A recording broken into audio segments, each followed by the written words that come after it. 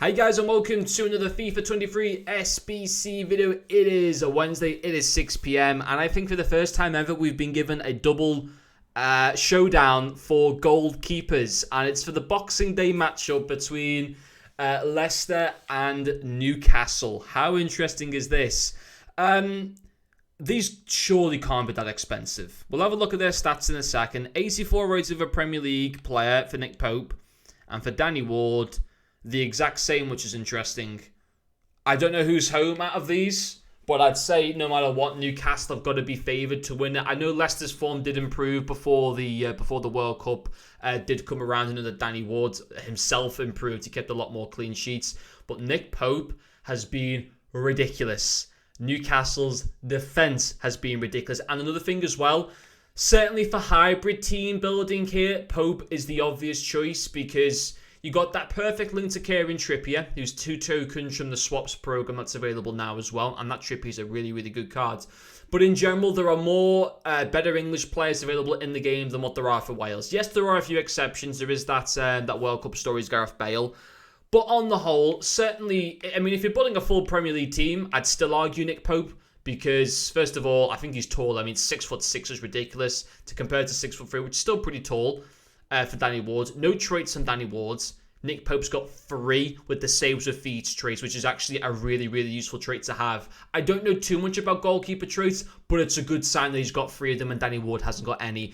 And in general, I can't see Newcastle coming back into the Premier League season and them just dropping off form.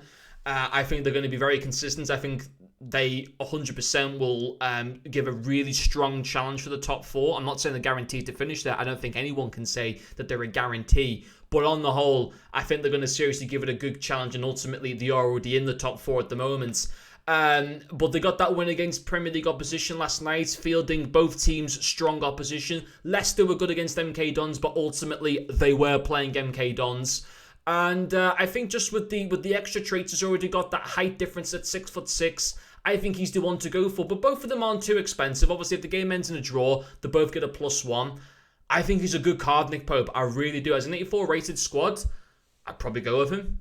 Danny Ward is one of those where he's good, but I think to kind of make him a little bit... I know ultimately an 84 rated team isn't going to cost too much in the first place, but I think what would have made it a little bit better for him, because he simply isn't as good as Nick Pope right now. He's got the lacking height on him, he's got the lacking stats overall than him, and also he lacks in 3 useful player traits, which Nick Pope has. And even if Danny Ward gets that upgrade, he's still not going to have any traits compared to Nick Pope's 3. So I would have liked to have seen his SBC be a little bit more cheaper.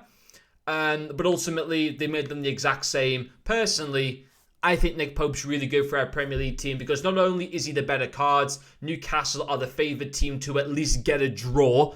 You know, they are the more favoured team to at least get some form of an upgrade and the favoured team to win. But then also, he's just better for squad building. If you don't want to have a full Premier League team and you want to mix it up with a few different leagues, you can get him, and you can get Trippier from the swaps program for just 2 tokens. So that's personally my views on it. But anyway, guys, thank you for watching, and I'll see you all later.